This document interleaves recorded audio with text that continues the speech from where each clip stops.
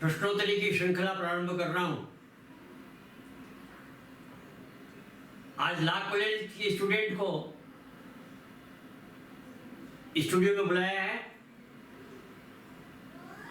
एक बालक की, एक विद्यार्थी की आगे की योजना, आजीविका के बारे में क्या रहती है, किस प्रकार के उसके विचार होते हैं, किस प्रकार के प्रश्न खड़े होते हैं, उनको, उनके कुछ मुख्य प्रश्नों को हम आज उत्तर देने में और स्पष्ट करने में समर्थ होंगे और चर्चा करेंगे। इसी के साथ आज मैं पल्लवी शर्मा को बुला रहा हूँ। पल्लवी शर्मा पल्लवी शर्मा है, ये लॉ कॉलेज की विद्यार्थी है। बच्चों की भावनाओं को, बच्चों की संवेदनाओं को और बच्चों की आगे की चिंताओं को ये जानती है। लॉ कॉलेज में फर्स्ट आई है।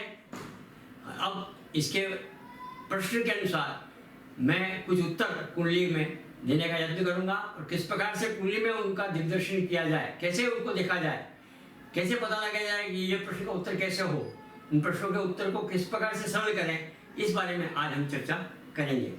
सुनिए। नमस्कार पंडित जी, हमें पूरा विश्वास है कि आप हमारे सभी प्रश्नों का उत्तर दे पाएंगे। पहला प्रश्न ये है कि जब कोई भी बच्चा अपना करियर चूज करता है तो उसमें उसे कुंडली की मदद कैसे मिल सकती है? कुंडली में कैसे देखा जाए कि वो किस करियर में जाए? फिर से रिपीट करें। जब किसी अपना करियर बच्चे को शुरू करना है तो उससे पहले अक्सर बच्चे थोड़े कंफ्यूज हो जाते हैं कि हम कहाँ जाएं, क्या करें, तो उसको कुंडली की मदद से कैसे पता किया जाए? हाँ, तो आपने सुना, इसका प्रश्न है कि करियर को बनाने के लिए एक विद्यार्थी ज्योतिष की राय किस प्रकार ले सकता है और ज्योतिषी किस प्रकार से उसको राय दे सकता है। कुंडली के आधार पर वो क्या दिशा निर्देश करता है, कुंडली क्या दिशा निर्देश करता है, किस प्रकार के भविष्य को वो चुने, इसके बारे में इसका ये प्रश्न है। अब आप सुनिए, मेरे सामने ये कुंडली है, ये मीन लग्न है और ये ग्रहों के प्रभाव लिखे हुए हैं। सूर्य जो 70% से ऊपर है, मैं उनको टिक कर रहा हूँ। सूर्य 85.5 है, मंगल 86.4 है, बुध 77.6 है और शनि 1, 2, 3, 4 ग्रह प्रभावी हैं। अब इन ग्रहों के प्रभावों के आधार पर गुणधर्म को पहला समझना पहला काम है। पहला इन गुणधर्म को समझ लीजिए कि क्या क्या प्रतिभाएं इसके अंदर आने की संभावनाएं हैं, इसके ऊपर किन किन प्रतिभाओं का बौछार जन्म के समय हो रहा था, सो समझिए। सूर्य प्रशासन का कारक है, तो प्रशासन संबंधी जो भी काम होंगे उसमें ये दक्ष होगी।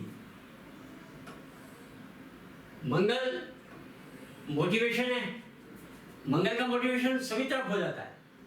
जिस भी क्षेत्र में जाओ इसका काम मोटिवेशन का है, तो ये सपोर्टिंग है, इसको अपन बाद में लेते हैं। बुध है युक्ति का, इनोवेशन का, यानी कोई अनुसंधान करना हो उस अनुसंधान में यह मदद करता है।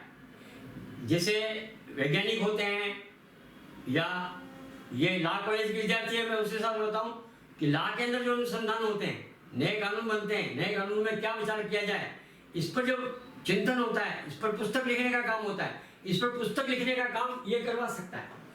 लॉ की पुस्तक लिखवाने का काम ये करवा सकता है। क्यों? इसका काम अनुसंधान है, लेखन है। लेखन और अनुसंधान दोनों से जुड़े हुए यह विद्यार्थी लॉ कॉलेज की है, इसलिए मैं इसको बता सकता हूँ कि लॉ पर ये पुस्तक लिख सकती है जो आगे बहुत उपयोगी सिद्ध होगी।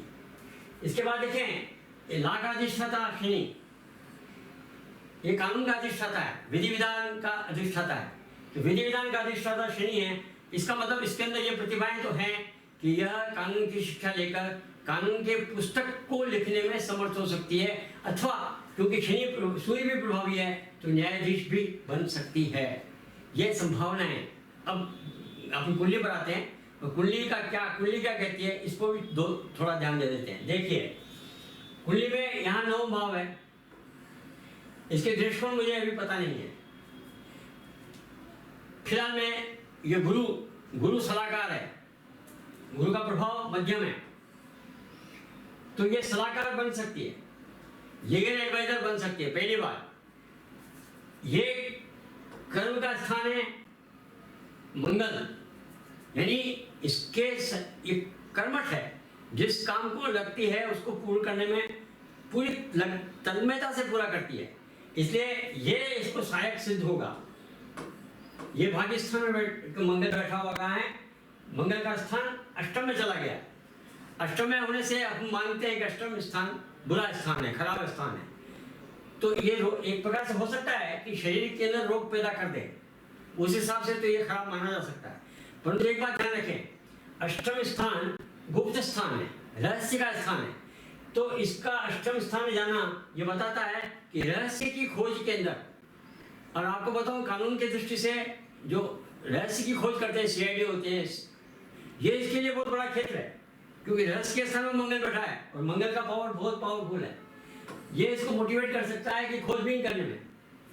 अब ये खोजबीन करने में इसने कभी सोचा भी नहीं होगा कि मैं खोजबीन करके अच्छी सीआईडी ऑफिसर बन सकती हूँ, ये इसने नहीं सोचा होगा। परंतु यहाँ ये मंगल बता रहा है, क्योंकि ये रहस्य के स्थान में चला गया, ये पारखी है।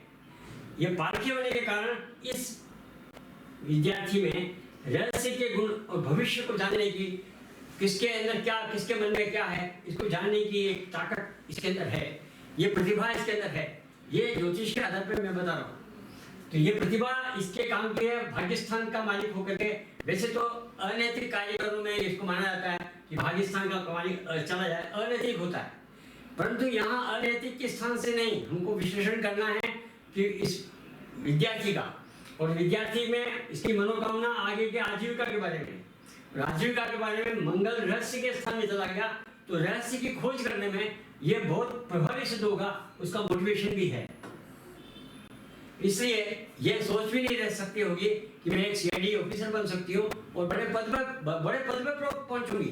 बड़े पद पे क्यों पहुंचूंगी ये मैं बताता हूँ, क्योंकि ये सूर्य जो है 12वें भाव में चला गया और ये प्रशासन का कारक है और ये अधिकार का कारक है। शनि अधिकार दिलाता है और शनि घर से दूर ले जाएगा, सूर्य भी घर से दूर ले जाएगा, तो ये घर से दूर जाकर के एक प्रशासनिक अधिकारी बन सकती है। अब ये सूर्य 12वें भाव में इसके अंक को खराब करेगी, परंतु क्योंकि प्रतिभावान है, इसकी प्रतिभा को यदि देखा जाए, इसके प्रशासन को यदि देखा जाए, तो सूर्य प्रभावी है और 12वें भाव में ये पब्लिक का वर्क करने वाला होता है, स्वयं का काम कम करता है, पब्लिक वर्क में ये सफलता प्राप्त करता है। 12वें भाव का स्वामी हम खराब मानते हैं, परंतु 12वें भाव में होने से इसके अर्थ बदल जाते हैं। हमको अर्थ से समझना चाहिए, उसका विश्लेषण उस तरीके से करना चाहिए। तो ये देश विदेश में जाकर के इन दोनों को देखकर लगता है कि देश विदेश में जाकर के एक खोजी बहुत सफल खोजी बन सकती है, ये दूसरी बात। और ये सलाहकार बन सकती है, लीगल एडवाइजर बन सकती है, पर गुरु मध्यम प्रभावी है, इसमें बहुत ज्यादा सफलता प्राप्त नहीं होगी। इसमें मध्यम ये चाहे तो सफलता प्राप्त कर लेगी, क्योंकि बुद्धि इसकी प्रभावी है। बुध यहाँ का मालिक है, यहाँ का मालिक है, तो ये इसके दाम्पत्य जीवन को सुधारने वाला बुध है। बुध बैठा है लग्न में, लग्न को देख रहा है, तो इसका मतलब जब ये दाम्पत्य जीवन कर लेगी तो इसको लेखन का कार्य जो है ये इसको सूट करेगा। यदि ये गृहस्थी चलाना चाहती है और गृहस्थी के साथ घर से दूर नहीं जाना चाहती है, तो इसके लिए दूसरा ऑप्शन है लेखन।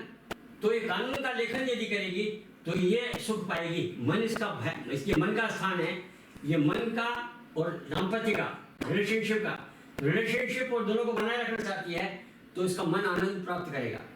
मन आनंद प्राप्त करेगा, मन को इसको चतुर्थ दृष्टि है इसकी, जिस पर सप्तम दृष्टि है, इसलिए बुध और इसको मन को और दाम्पत्य जीवन को संतुलित करते हुए यह लेखन का काम करेगी, तो ये सफलता प्राप्त करेगी।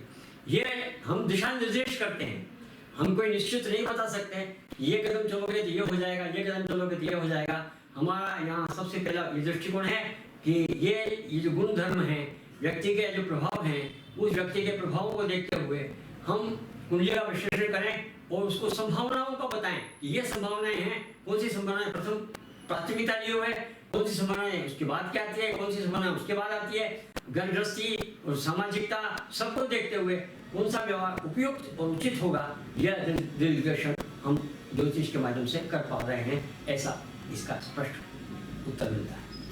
और कोई प्रश्न छोटा सा हो तो पूछ लीजिए। बिल्कुल बिल्कुल।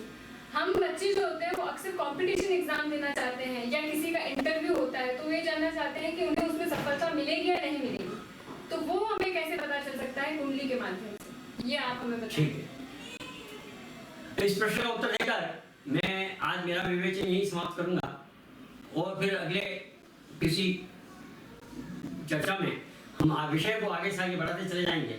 विषय की सब गहराइयों को मुझे छूना है, और लेकिन आज मैंने इसको यहाँ बुलाया है, इसका स्वागत करता हूँ, इसका अभिनंदन करता हूँ।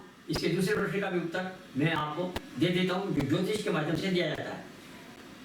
अब आजीविका का स्थान 10वां में, आजीविका यहाँ से देखी जाती है, परंतु आपको बताएं जब कभी इंटरव्यू होता है, इंटरव्यू में आपको क्या देखना होता है कि मैं परीक्षा के जिस समय मैंने परीक्षा दी है उस समय में दो चीजें देखना आवश्यक है। ये भाग्य स्थान है, उस समय में भाग्य स्थान का स्वामी मंगल कितना पावर रख रहा था गोचर में। गोचर का मतलब जिस समय इंटरव्यू हो रहा था या जिस समय परीक्षा हो रही थी, जिस समय परीक्षा हो रही थी उस समय में ये जो हमारा भाग्य था ये कितना पावरफुल था, ये निर्णय करता है सफलता के साथ आपका सिलेक्शन का। क्योंकि सफलता तो आपको मिल जाती है, आपको मान लो 70% मार्क्स मिले, आपको 78 मिले और आपको 90 मिले, किसी को 92 मिले, तो 92 वाला का सिलेक्शन हो गया, 90 वाला रह गया, तो ये भाग्य का काम हो जाता है। यहाँ भाग्य का काम हो जाता है कि सफलता के संभावनाओं को बढ़ाता है भाग्य। तो भाग्य, इसलिए भाग्य को जरूर देखना चाहिए। और उस समय गोचर में उस समय जो ग्रह हैं उस समय ग्रहों के प्रभाव को देखिए, और वो ग्रहों के प्रभाव जिस समय इसका इंटरव्यू हो रहा है, जिस समय इसकी परीक्षा हो रही है, उस समय ग्रहों का प्रभाव कैसा है। दूसरी बात, ये शरीर का देखिए, शरीर स्वस्थ रहेगा तो ही कोई इंटरव्यू दिया जा सकेगा। तो गुरु प्रभावी होना चाहिए और मंगल प्रभावी होना चाहिए, तब जब ये इंटरव्यू देगी तो निश्चित रूप से सफलता प्राप्त करेगी। शरीर के बिना तो कोई भी संभव नहीं है। दो बातें अवश्य देखिए, शरीर देखिए, भाग्य देखिए, और 10वें स्थान भी गुरु का ही है। इसे गुरु और मंगल देख करके गोचर में यदि हम आगे बढ़ेंगे तो सफलता प्राप्त करना सरल सिद्ध होगा। इन दो प्रश्नों के साथ मैं अपनी चर्चा को आज यहाँ पूर्ण विराम देना चाहता हूँ। अगली चर्चा मैं हर चौथे पांचवें दिन आपके सामने प्रस्तुत करूंगा और विभिन्न प्रकार के विद्यार्थियों को सामने लाऊंगा, विभिन्न प्रकार के कर्तव्य या पोजिशनल स्टेटस वाले लोगों को आपके सामने लाऊंगा जो मुझसे प्रश्न करेंगे और उनका मैं उत्तर ज्योतिष के आधार पर दूंगा, जिससे आपको समझने में बहुत सरलता रहेगी कि किस मनुष्य का प्रभाव ज्योतिष के आधार पर किस प्रकार से आंका जाए तथा उसे बात को समझाया जाए, उसको संभावनाएं बताए, उसको प्रभाव की अपनी प्रतिभाएं बताएं, प्रतिभाएं, संभावनाएं और गोचर में उसकी व्यवस्थाएं बताएं ताकि वह सही दिशा में कार्य करे और सफल हो। यही दिया है। नमस्कार।